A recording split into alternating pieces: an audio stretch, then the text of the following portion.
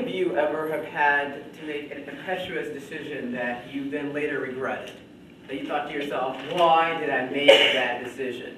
And I can see some of you nodding and some of you putting your hands up, and I can think you all can relate.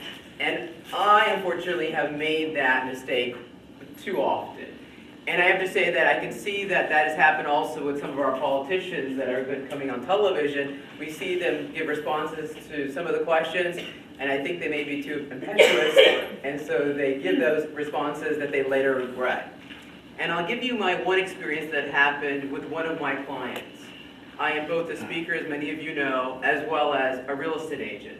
So one of my clients gave me a call one day and said, oh, I found this house, I love it, I think it's going to be amazing, can we go and take a look at it? And it was the middle of the day, about 12 o'clock on a Tuesday, and I said, sure, absolutely, just let me give a call to that listing agent and make sure that it's okay for me to go take a look. And she said, okay, no problem. So I gave a call to the listing agent. I said, so I see your house is on the market. My client's very interested. Do you mind if I go and show her the property? Oh, no, not a problem. It's on super lockbox and you have the keys, so you can just get it anytime you want. I said, perfect, thank you so much.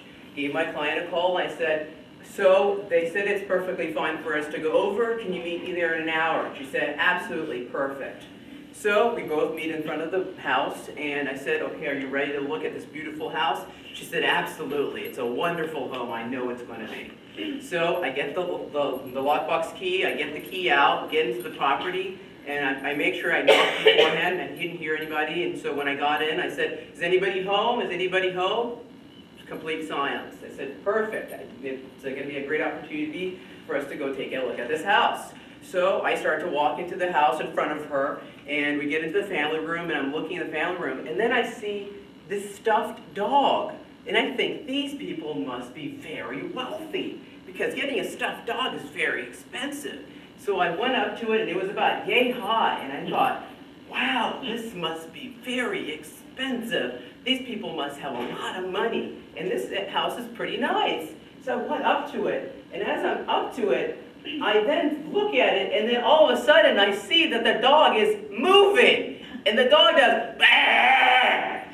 And I said, oh my gosh, the dog is moving, and we start running away, and I start to run, and my client and I, we're making an impetuous decision at this point, we're running and running, the dog's running after us, and then we went past the front door, and we went upstairs, and we went into the room.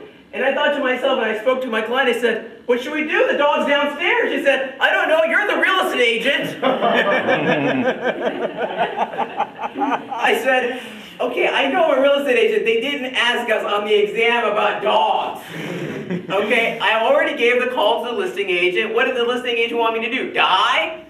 This is an unbelievable situation. So I said, okay, we have to make a plan. Already we made a bad, impetuous decision. We ran past the door. We should have ran out of the door, not upstairs into the room. So we both are locked. We're barricaded in the room. We say, okay, one person at a time. That's the best way to get out of here. Okay? One person at a time. I said, okay, this is what I'm going to do. Because you're my client, I'm going to let you go first, and I'll become the barrier. Okay? I'll become the barrier. If it attacks me, it's okay. If it attacks you, it's a liability for me later on. Okay? So what I do is I go out to the staircase and I take a look and I say, okay, it looks like it's clear. It looks like it's clear. I said, okay, we're going to go on 3, 2, 1, and then you're going to run down, and I'm going to run in front of you like a shield, and then you're going to run out of the front door. I said, are we okay? She said, yes. I said, 3, 2, 1. We both didn't move still, because we were so scared. Finally, I said, okay, we have to do this, otherwise we're never getting out of this house, and the dog's going to attack us. And it was a very large dog, as I said before. Very large dog. Mouth was yay high. I don't know what was going on with these people. They had a dog that was malicious. Okay. So we said, okay, fine, I'm going to go down. So 3, 2, 1. I ran down and I said, okay, it's clear, it's clear. She went out the door. She closed the door behind her. So I ran back upstairs thinking, I have a client that I'm never going to keep. This lady is crazy. She wants me to die with this malicious dog.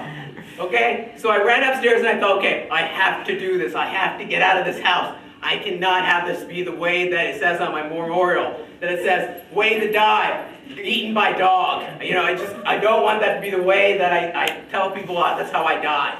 So, or people, other tell people, I'll be dead.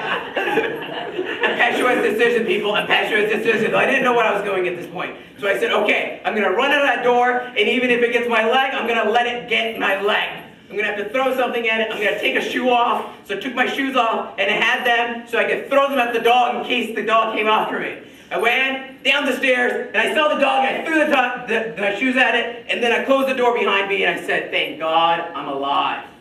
And then I gave a call to that listing agent and said, what did you think? I wasn't going to survive? She said, everything's fine. Yes.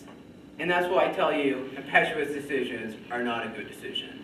What I should have done was taken a breath when I saw the dog was going to attack me and not blow it up as I did. And then we could have ran out the front door rather than running up the stairs and then having a client that made me as the barrier.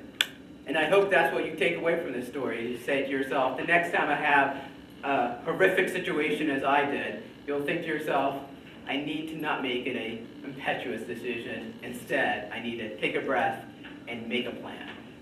Toastmaster Dave.